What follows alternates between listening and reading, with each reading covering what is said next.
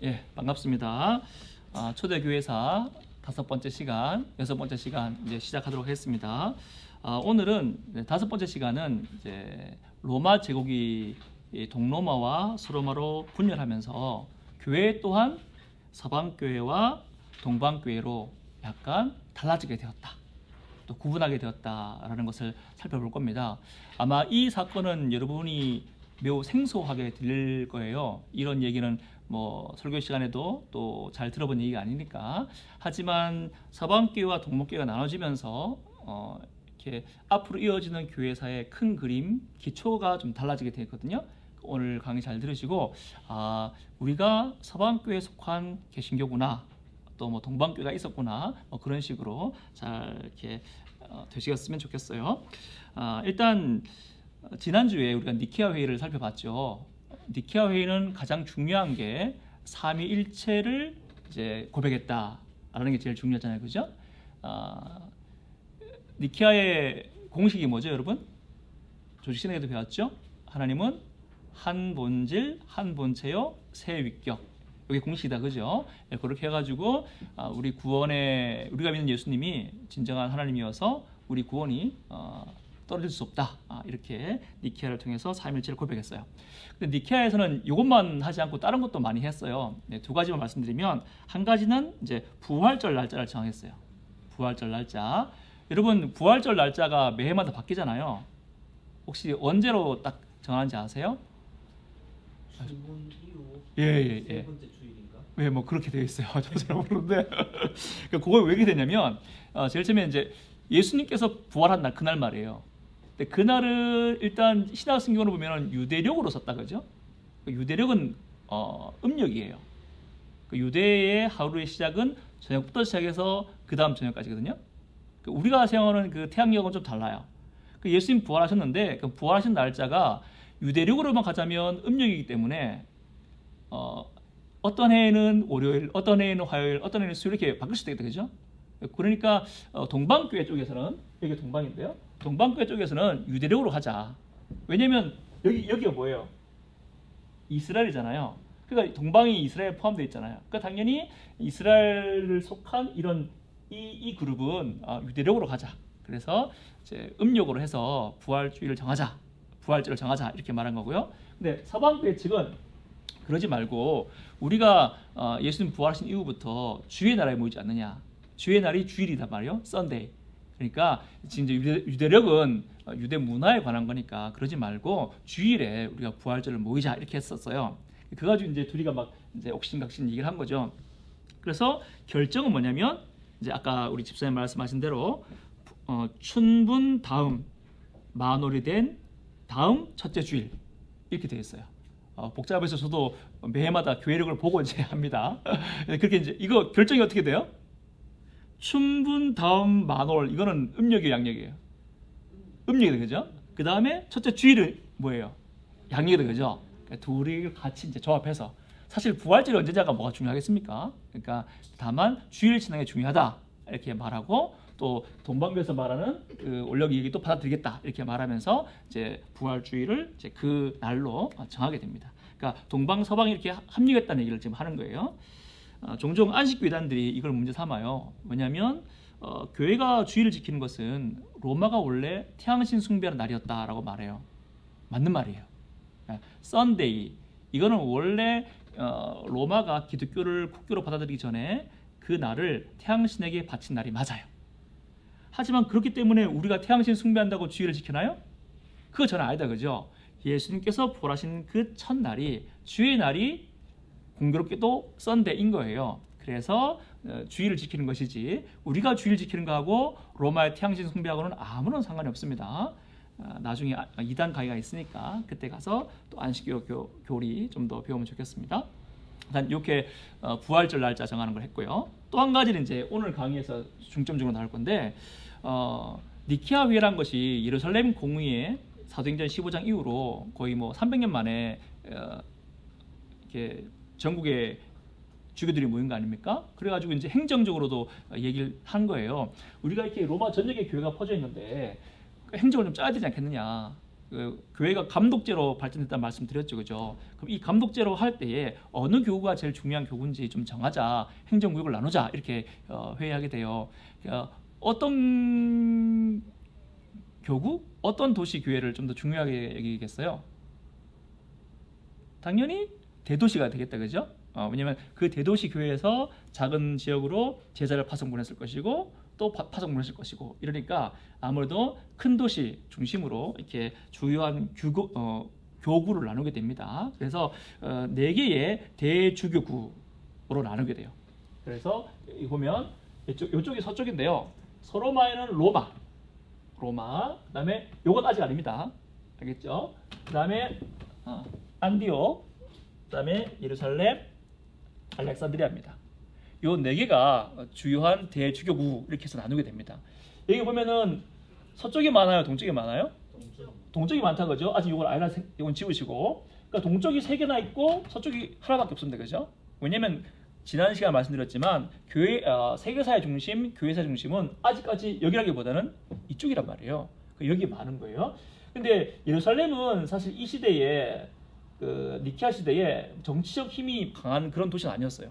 근데 상징적으로 예루살렘이 모교회니까 넣은 것이고, 실제로 이제 동방 이 지역에서 가장 힘이 센 교구는 요 2가지예요. 안디옥과 알렉산드리아. 근데 요 2가지가 서로 약간 신학적 결이 달라요. 그래서 뒤에 말씀드리면 여기 서로 좀 약간 다툼이 있게 되거든요. 아무튼 그래서 동방은 이렇게 세 군데하고 서방은 로마 한 군데, 이렇게 4개를 주요한 교구로 정하게 됩니다. 근데 보세요. 처음에 정할 때 이 중에서 1바가 누구예요? 1순위가 누구예요? 그런 거 있겠어요, 없겠어요? 있겠죠. 그러니까 없었어요. 그러니까 왜냐면 우린 다 똑같은, 물론 감독제는 이거 있지만 요 도시 중에 야 우리가 1바야, 우린 2바고 이런 게 없었다, 그죠? 왜냐면 다 똑같은 형제 교회잖아요. 네. 제일 처음엔 그랬었단 말입니다. 제일 처음에 그렇게 시작했어요. 그러니까 이것도 로마 교황이 아니고요. 로마 대주교, 안디옥 대주교, 예루살렘 대주교, 알렉산드리아 대주교입니다. 제일 처음에는요. 그러니까 같단 말이에요. 근데 이제 시간이 지나면서 얘가 나 교황이야라고 하는 주장이 생기게 되거든요. 그러니까 제일 처음에 시작에서는 이제 같은 레벨로 시작한 겁니다. 네. 이렇게 시작했어요. 근데 이제 이게 조금씩 이제 서로마와 동로마가 정치적으로 또 문화적으로 분열이 되면서 이제 로마 대주교가 내가 교황 아니냐라고 말하는 얘기가 나타나게 돼요. 네, 그거를 이제 뒤에 말씀드릴게요. 일단 이제 로마는 너무나 땅덩이 넓다, 그죠? 그래서 콘스탄티누스가 서로마 동로마를 다 통합한 다음에 또 다시 서로마 동로마를 나눠서 통치하게 돼요. 그래서 이제 일단 여기는 문화권이 달라요. 여기는 헬라 문화권이잖아요. 여기는 라틴 문화권이 돼요. 라틴이란 말은 라티움이라는 로마의 작은 도시를 말해요. 그래서 라티움 사람들이 쓰는 말이 라틴어예요. 여기는 그래서 라틴어를 쓰는 라틴 문화권 이렇게 부르고요. 여기는 이제 헬라어를 쓰는데 말하기는 비잔틴 문화라고 불러요. 비잔틴 문화. 왜 비잔틴 문화라고 하냐면 이제 콘스탄티누스가 그때는 수도가 여기였단 말이에요. 여기서 예수 믿었잖아요. 근데 수도를 일로 옮겨요. 일로. 로마의 수도를 일로 옮겨요. 요 도시 이름이 비잔티움이에요. 옮기면서 도시 이름 바꿔 콘스탄티누스의 도시. 그 뜻이 콘스탄티노플이에요. 그 이름 바꾸거든요. 그러면서 이제 원래 헬라 문화권이지만 도시를 바꾼 다음에는 이 비잔틴 도시를 중심으로 문화 형성되기 때문에 이쪽을 비잔틴 문화권 이렇게 말합니다. 동로마권 또 비잔틴 문화권 이렇게 말해요. 아무튼 여기는 라틴어를 쓰고 여기는 헬라어를 쓰는데요. 이게 언어가 다르면 사람들의 생각이 좀 달라요. 뒤에 가서 말씀드리겠지만 생각이 다르고 문화가 다르기 때문에 하나님을 알아가는 그 신학적 교리가 약간씩 결이 다르게 돼요. 그걸 뒤에 가서 말씀드릴게요. 아무튼 이제 이 도시를 이렇게 옮기게 되는데 여러분 왜 여기 있는 도시를 일로 갔을까요? 수도를 일로 가면 안 돼요? 이거 우리 잘 사는 나라 많잖아. 프랑스, 독일, 영국 되게 많네요. 왜 일로 하고 일로 갔을까요? 그 당시에는 대적이 맞아요. 그 당시에는 여기 다 있었어요. 모든 부와 명예와 나라와 문화는 다 여기 있었단 말이에요. 그럼 여기는 뭐냐면 한 경계선을 이렇게 끌 수 있는데요. 요 밑으로는 올리브유와 포도주가 나는 곳이고요. 요 위로는 맥주와 버터가 나는 곳이에요. 그러니까 여기 사람들은 여기를 별로 안 좋아했어요. 그러니까 그 음식도 안 맞았고 또 여기는 그 당시는 야만이었어요. 야만. 여기가 문명화권이지 이쪽은 야만이란 말이에요. 그러니까 일로 갈 필요가 전혀 없는 거죠. 가봐도 아무것도 없으니까. 들판밖에 없으니까. 그래서 오히려 지금 로마 제국이 한 이렇게 돼 있잖아요. 이렇게 돼 있는데 조금 더 이쪽으로 가면 좀 더 중심이 되고 그 다음에 로마 전에 누가 인도까지 쳐들어갔어요? 알렉산더 대왕이 쳐들어갔잖아요. 그것도 좀 따라하고 싶기도 하고 그래서 이제 더 뭐랄까요 번화한 곳인 일로 옮기게 되는 겁니다. 그러니까 이제 아무튼 수도 옮기게 되니까 이쪽 중심으로 조금 더 뭔가 문화가 형성되겠죠. 이렇게 됩니다. 근데 봐요.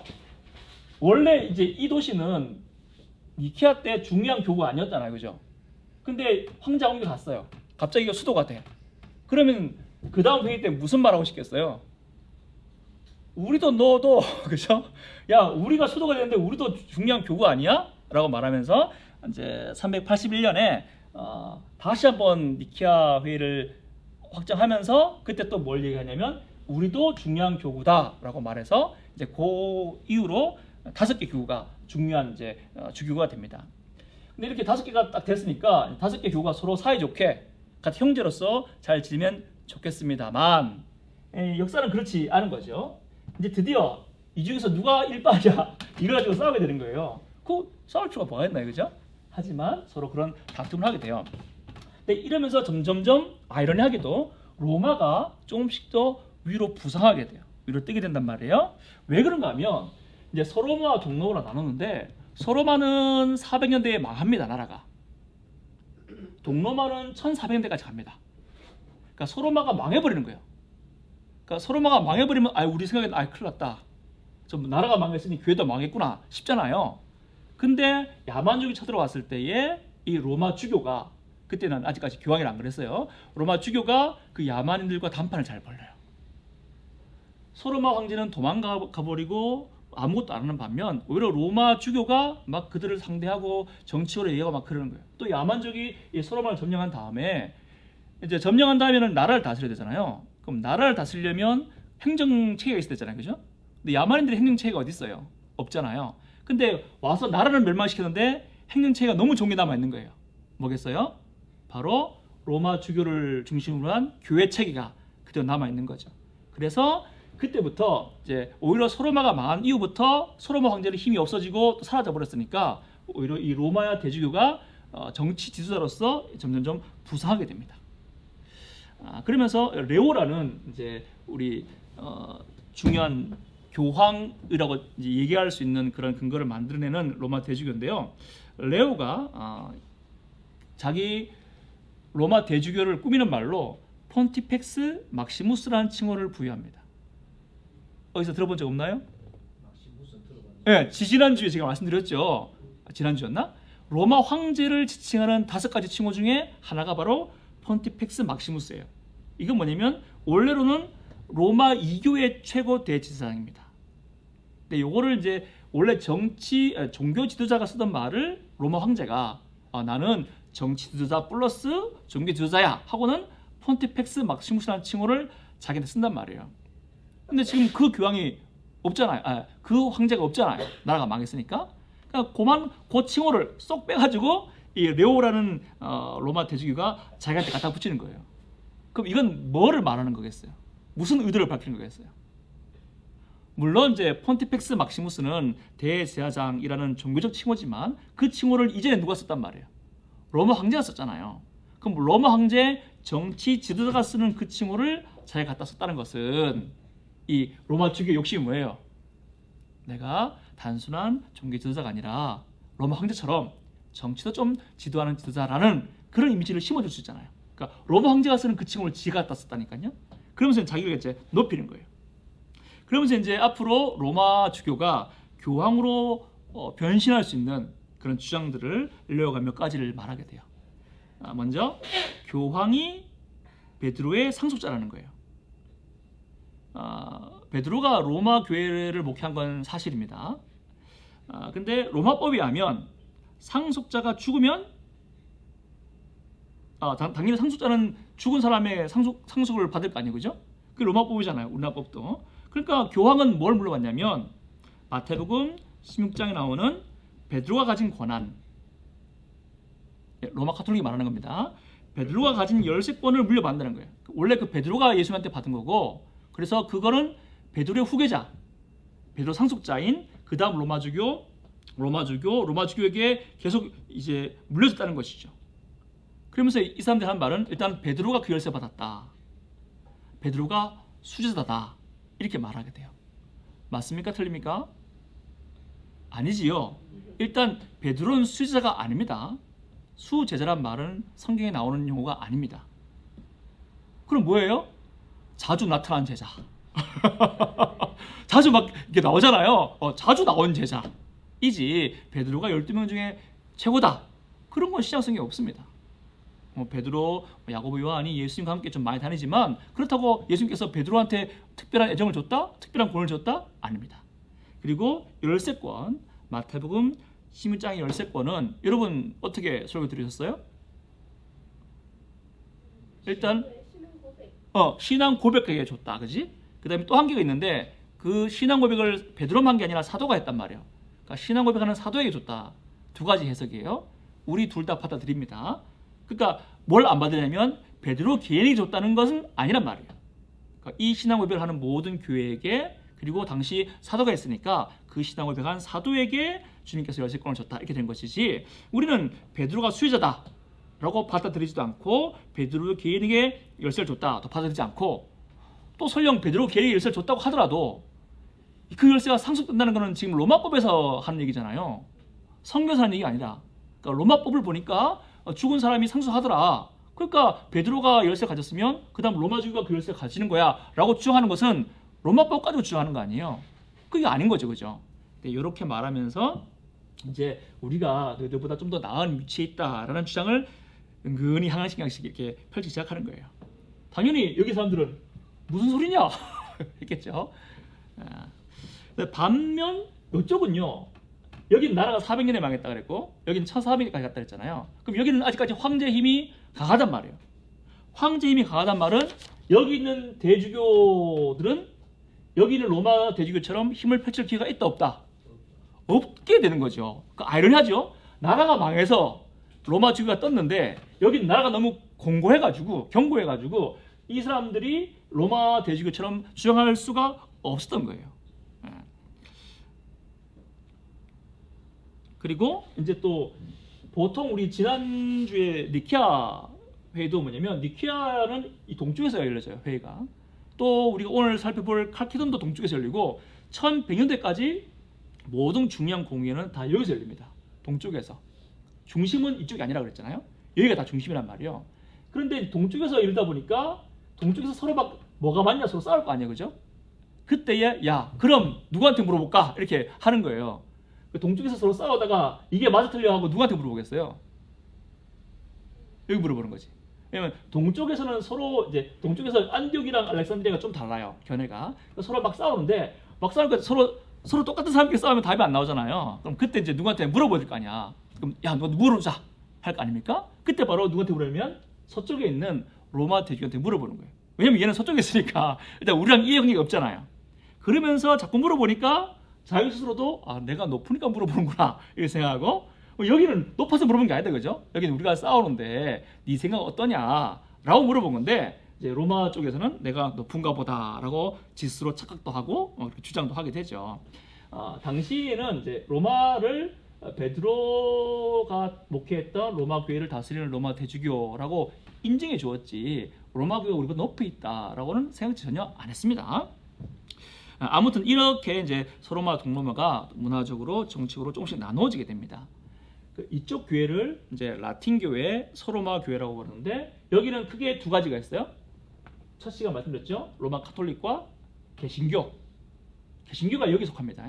개신교회가 동방교회에 속하지 않고 개신교는 서방교회에 속합니다. 근데 이 서방교회의 특징은 법적으로 또 관계적으로 우리의 구원과 하나님에 대한 신학을 풀어갔다는 게 특징이에요. 여기는 이제 동방교회인데 오늘날 말하면 뭐 러시아 정교회, 그리스 정교회 등등이 여기에 속합니다. 여기는 특징이 뭐냐면 구원을 신비로, 신성화로 풀어갔다는 특징이 있습니다. 이제 요 얘기를 이제 말씀드릴 거예요. 우리가 로마 카톨릭과 많이 다르죠, 그죠? 우리는 많이 다르잖아요. 근데도 똑같은 게 뭐냐면 같은 링에서 싸우는 건데 뭐냐면 하나님과의 관계가 법적이고 관계적이라는 링에서 싸우는 거예요. 로마 카톨릭은 야 네가 칠성례를 받아서 은혜를 받고 남은 공로를 네가 행하고 하나님 합격을 받아야 돼. 법적으로 합격 못 받았기 때문에 너는 합격 받을 때까지 연옥 가는 거야. 이것도 법적인 관계에서 말하는 거잖아요. 우리는 아니야. 예수 믿으면 아예 칭의 법정에서 100점이라고 선포해 주셔. 다만 우리 본질이 100점이 아니기 때문에 성화를 해야 되는 거야. 이렇게 말하잖아요. 서로 완전 다른 얘기를 하는 거지만 둘 다 똑같은 말하는 게 뭐예요? 같은 게 법적인 판단. 하나님의 심판대 앞에서 법적인 판단을 받아야 된다. 하나님과의 관계가 올바라야 된다. 라는 말을 하는 것은 링이 똑같단 말이에요. 예. 주장은 다르지만 링은 똑같아요. 근데 여기는 링이 아예 달라요. 여기는 법적인 얘기를 하면은 그게 뭐야? 라고 이렇게 말할 거예요. 왜냐면 성경에 분명히 나오는 것이지만 이 사고가 법적으로 풀어가지 않고 신성화, 신비, 상승 이런 식으로 풀어가게 돼요. 그래서 서로 완전 달라요. 그래갖고 요 얘기를 지금부터 하겠습니다. 이제 50쪽에 이제 보는 거예요. 동방교회부터 볼게요. 동방교회부터 볼게요.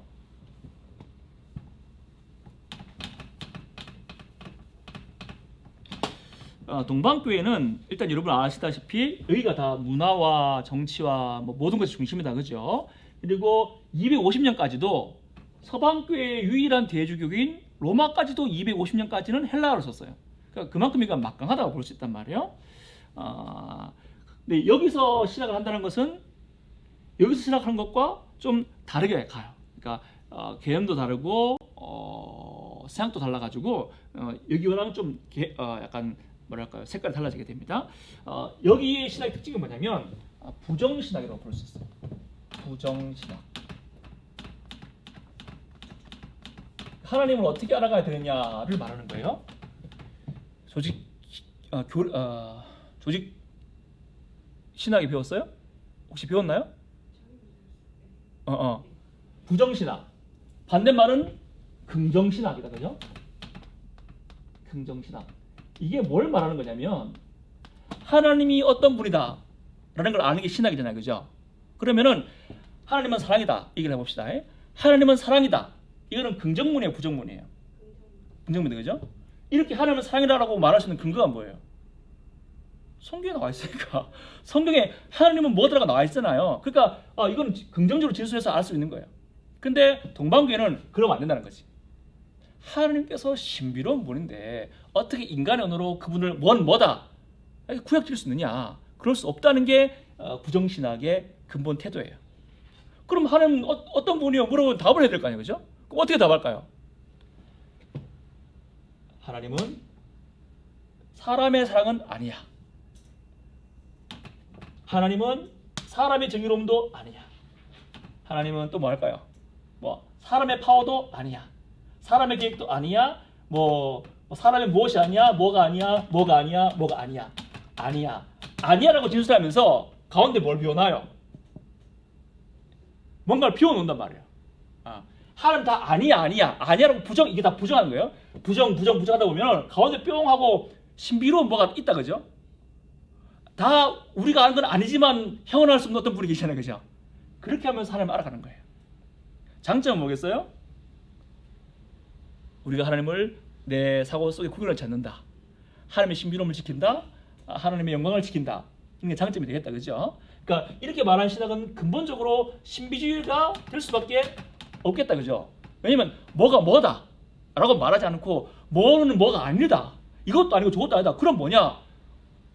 이렇게 모르는 가운데 신비로운 가운데 만나게 되는 거예요. 그래서 부정신학은 언제나 신비주의 신학으로 자주 넘어갑니다. 이렇게 말하는 게 바로 이제 동방 교회의 신학이고요. 반면 긍정 신학은 뭐냐면 하나님 뭐다라고 하는 거잖아요.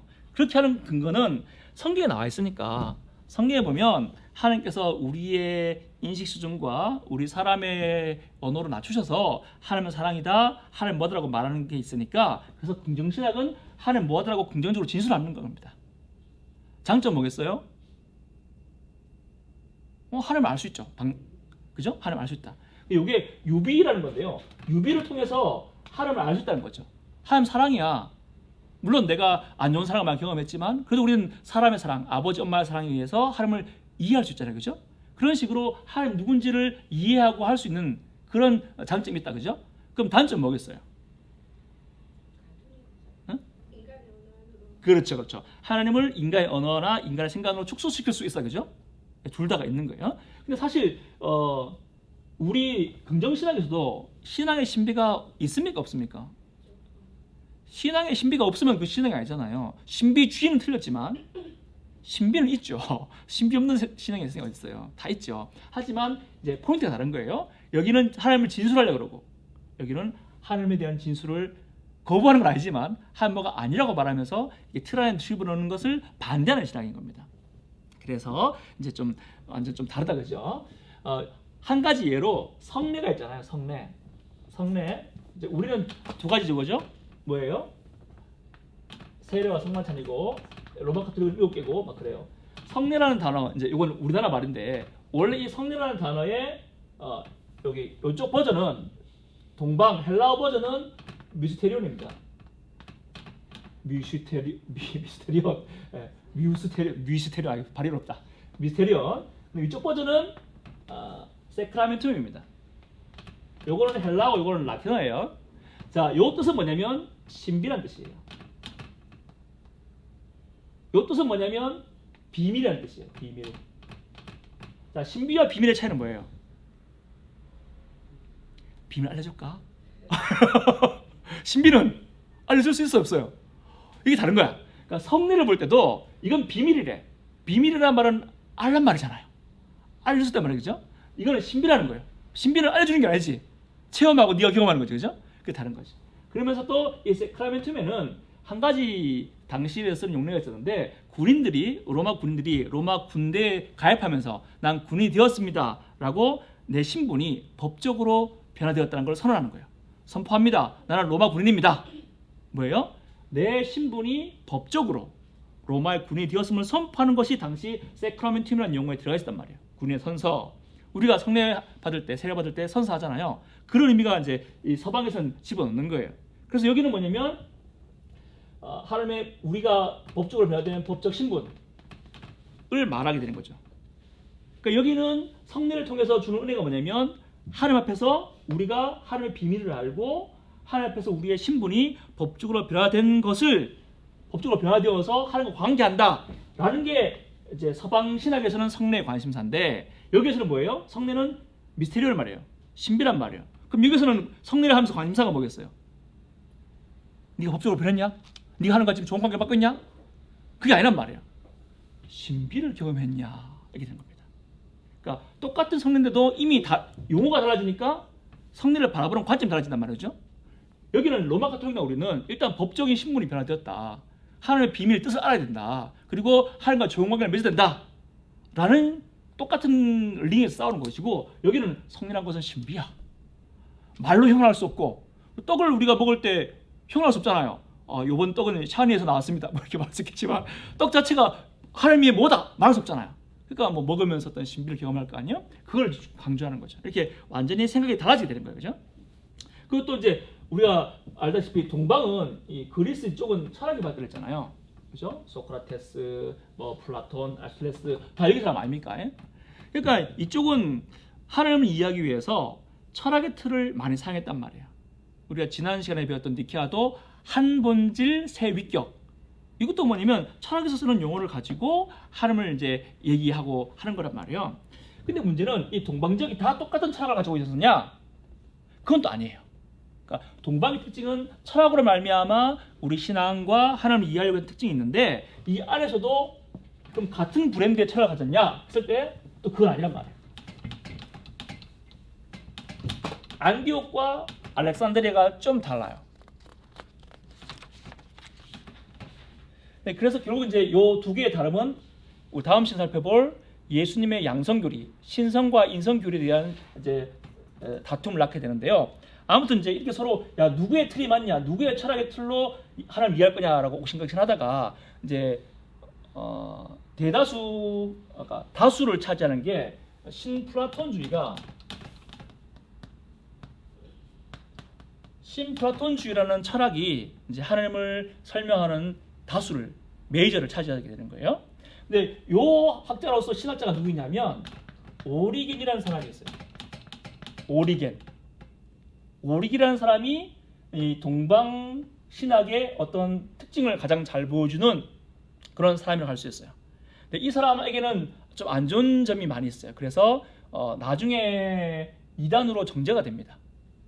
그래서 우리 정통 신학에서 뭐랄까 하여튼 교회사에서 이단으로 정죄가 되는데, 하지만 이 사람의 주장 안에는 동방 신학의 특징을 보여주는 게 많기 때문에 이 사람을 이제 대표해서 동방 신학이 어떤 신학인가를 잠깐 살펴볼 거예요. 일단 신플라톤주의가 창조를 어떻게 얘기했냐면 이렇게 되어 있어요.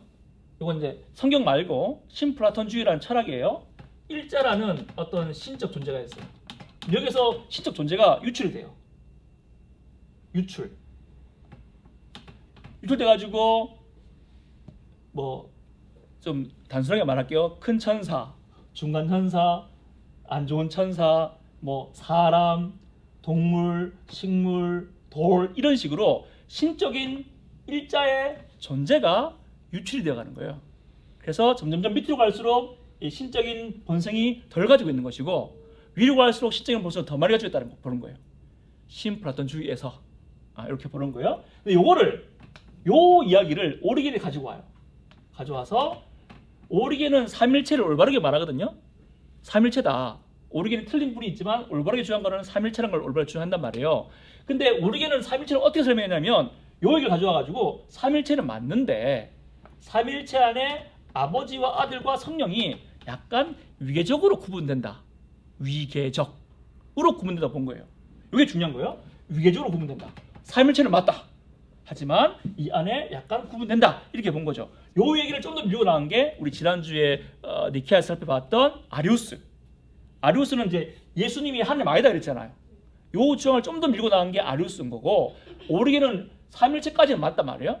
근데 이렇게 만들어 간다는 건 뭐냐면 이게 곧 구원에 있어서 이렇게 이해하는 거예요. 자, 하나님이 위계적인 하나님이란 말이에요. 그럼 우리가 하나님께 도달하는 건 말이에요. 그러니까 사람이 있고 하나님 여기 있잖아요. 어떻게 도달할 수 있을까? 이렇게 보는 거예요. 예수님이 우리에게 내려오시기 위해서 사람의 몸을 입고 내려와줬죠. 그죠? 그럼 우리는 어떻게 하라고요? 우리도 내려오신 예수님을 본받아서 신성을 가지고 위로 올라가야 된다. 이렇게 말하는 겁니다. 우리는 구원을 말할 때 칭의, 뭐 용서, 이게 법정 앞에서 말하잖아요. 그죠? 근데 여기서는 그렇게 말하지 않고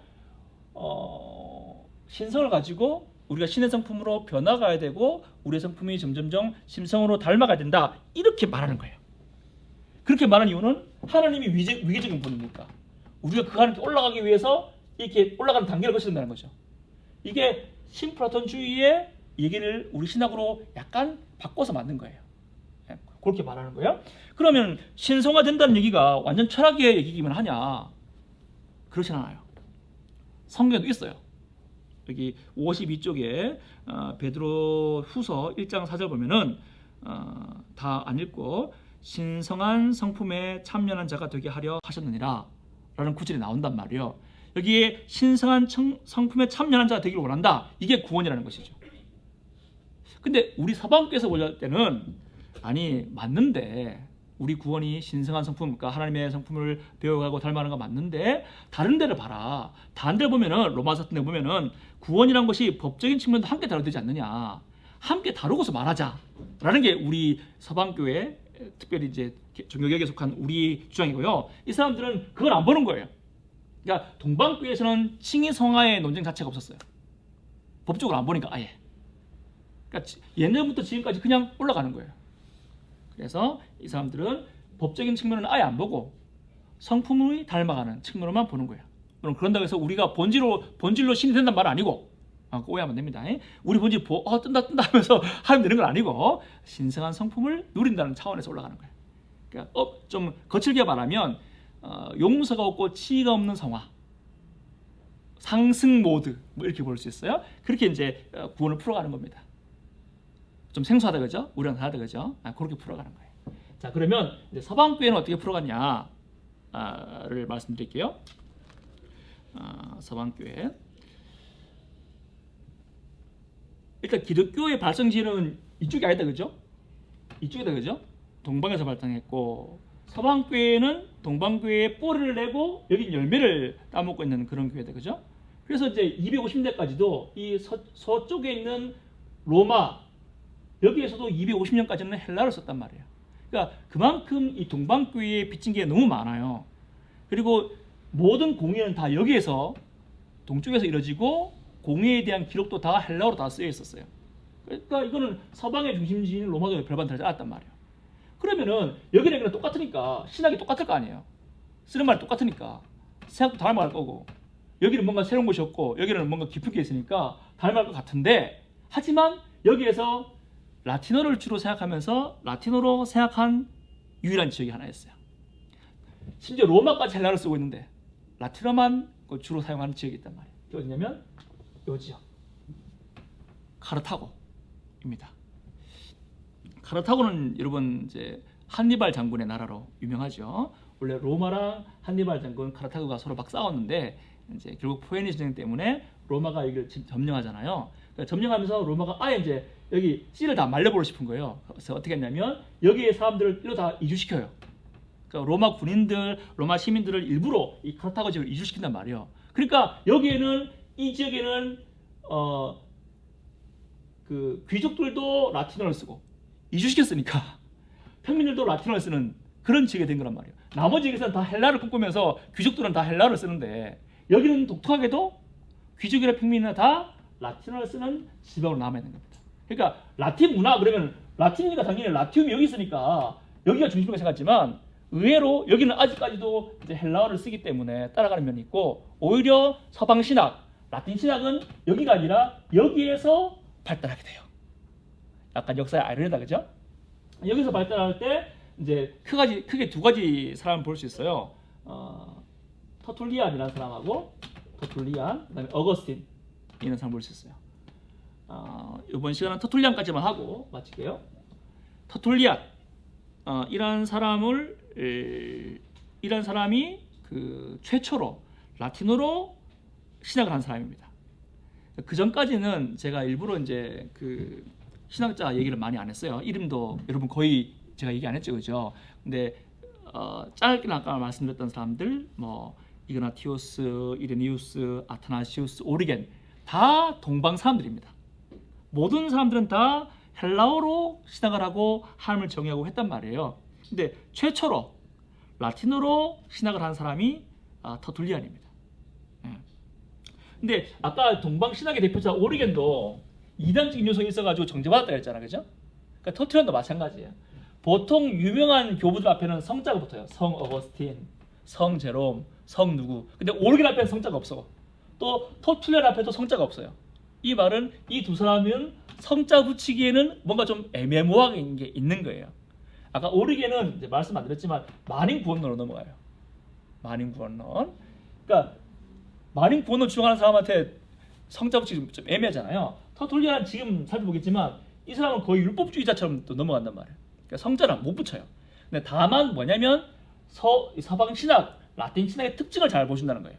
그러니까 대명사적으로 이런 신학을 한 게 서방 신학이구나 라고 보여줬기 때문에 터툴리안이 이제 서방 신학의 첫 번째 주자로 대명사로 우리가 살펴보는 겁니다.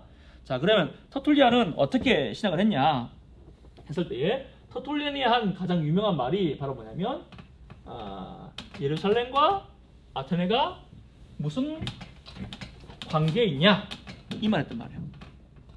예루살렘과 아테네가